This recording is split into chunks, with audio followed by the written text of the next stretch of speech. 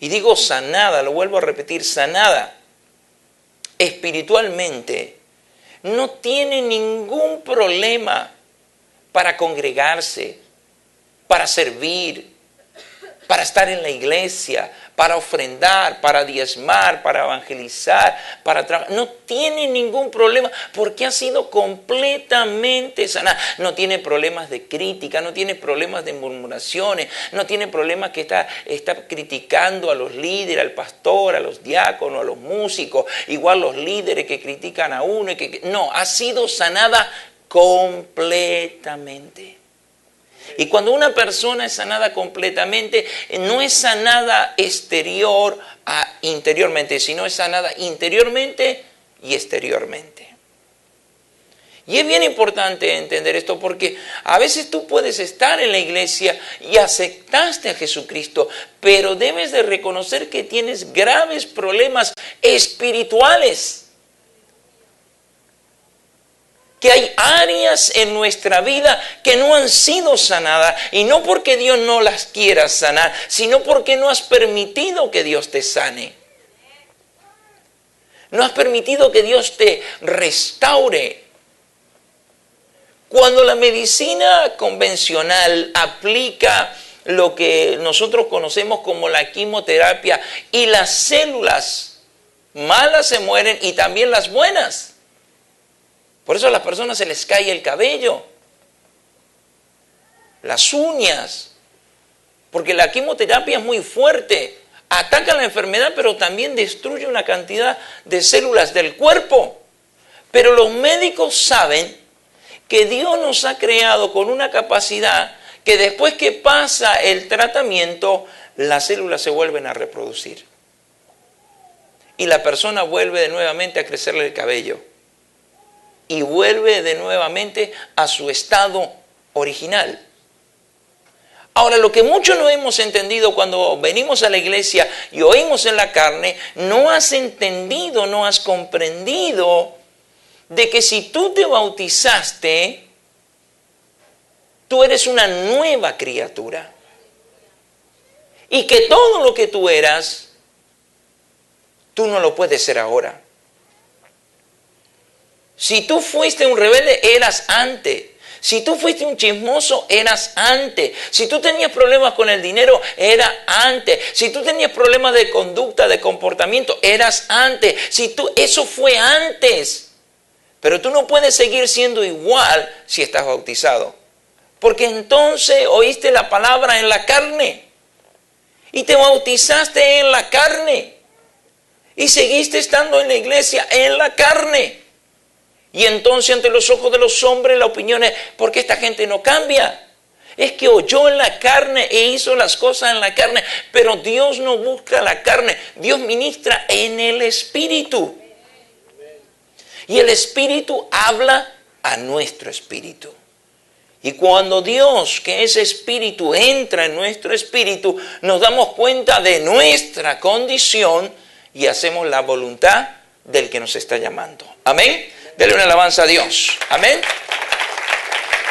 Pero existen varios verbos con sus respectivos sustantivos que nos ayudan a descubrir lo que el Nuevo Testamento enseña sobre la sanidad. El próximo slide. Según la concordancia del Nuevo Testamento, la palabra iasis, sanidad, aparece solo 3 veces. Lucas 13:32, Hechos 4:22 y 4:30. Y les dijo, ir y decir a aquella zorra, he aquí hecho fuera demonios y hago curaciones hoy y mañana, y al tercer día termino mi obra. Ya que el hombre en quien se había hecho este milagro de sanidad tenía más de 40 años, hablando de la sanidad del hombre de 40 años. Es decir, Dios tiene el poder para hacer absolutamente todo. Pero es importante que usted entienda en esta mañana cómo viene usted a oír la palabra. ¿Y cómo aplica usted la palabra de Dios a su vida? Debo de tener fe en Dios y creer a Dios que Dios puede cambiar las cosas. Pero también yo debo de poner mi parte, como estábamos hablando en esta mañana. ¿Cómo vamos a ayudar a nuestros hermanos de otros países? ¿Solamente con oración? Sí, la oración es primaria, pero también tenemos que poner de nuestra parte. Porque si nos pusiéramos en comparación a cómo ellos viven y cómo vivimos nosotros, estamos en una condición 1000 veces mejor. ¿Por qué cree que todo el mundo quiere vivir a Estados Unidos? Aunque usted viva en un apartamento, usted tiene calefacción, aire acondicionado, 2 baños, agua caliente, carpeta, cosa que en Centroamérica y Sudamérica no es así. Tienen aire del natural y tienen calor del natural. Y muchos llegan a pisos de tierra y la mayoría pisos de concreto, y los que pueden ponen loseta. Pero nosotros vivimos en otra condición, que Dios nos ha dado el privilegio. ¿Por qué hago esa comparación? Porque a veces usted se frustra cuando entra en la iglesia y alguien que recién viene recibe más de lo que usted debería recibir. Pero debe de entender que esa persona que recién viene con una gran necesidad y con un deseo de oír la palabra y de ser cambiado por Dios. Y entonces Dios actúa en esa persona. Y usted dice, ¿por qué en mí no pasa? Es como yo vengo. Es que Dios me ve desde que me levanto. ¿Cómo yo vengo a la iglesia?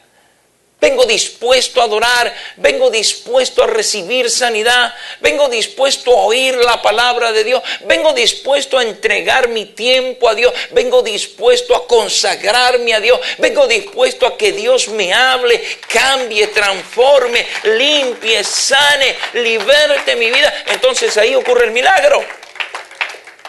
Como yo oigo la palabra, es la manera como yo recibo.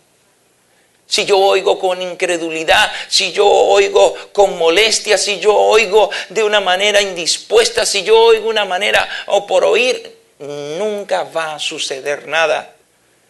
Pero cuando tú vienes a oír con hambre, con deseo, con pasión de hacer la voluntad de Dios, entonces Dios hace el milagro. Y tu vida cambia y tú eres sanado completamente. Mire lo que dice en el siguiente slide. Y por la fe en su nombre, a este que vosotros veis y conocéis, le ha confirmado su nombre, y la fe que es por él ha dado a este completa sanidad en presencia de vosotros. En Hechos 3:16, el texto que relata la curación de un cojo, aparece la palabra holoclerian, que significa sanidad perfecta o plenitud de la salud. Esta palabra no vuelve a aparecer en el Nuevo Testamento, por eso en este primer punto vamos a referirnos al verbo oaimí, oaimaí, y al sustantivo iasis. El próximo slide, mire lo que dice. El verbo oaimaí aparece en los siguientes textos: Mateo 8:8, 13 del 13 al 15, Marcos 5:29, Lucas 5:17, Lucas 6:18, Lucas 19:7,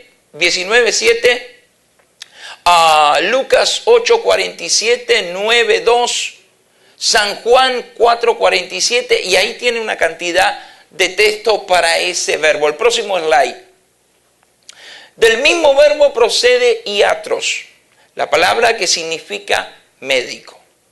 Es fácil recordarla porque al médico de la mente se le llama no psiquiatra, sino psicoiatra. La palabra iatro se utiliza solo 7 veces en el Nuevo Testamento. En todos los textos pone de manifiesto la existencia hace 2000 años de la profesión médica. Y ahora el próximo slide, que mire lo que dice. Entre ellos Jesús le dice, los sanos no tienen necesidad de médico, sino los enfermos. Mateo 9:12, Marcos 2:17 y Lucas 5:35. Además, Jesús menciona un refrán popular referido a esos profesionales: médico, cúrate a ti mismo. ¿Qué quiso decir Jesús con todo esto? Cuando usted está enfermo, usted tiene que ir al médico. Y realmente el médico, dependiendo el área que domine, no se puede curar a sí mismo. Cuando usted estudia para medicina, usted se gradúa de médico de medicina general. Pero usted tendría que agarrar una especialización, bien sea cirujano, bien sea en el área que vaya a desarrollarse para poder dominar el área de la enfermedad. Por eso Jesús dijo, médico, cúrate a ti mismo. Porque ni aun los médicos se pueden curar a sí mismos. Por eso cuando usted viene a la iglesia, hermano, Dios es el que lo diagnostica a usted cómo está. La cosa es que yo no quiero aceptar como yo estoy.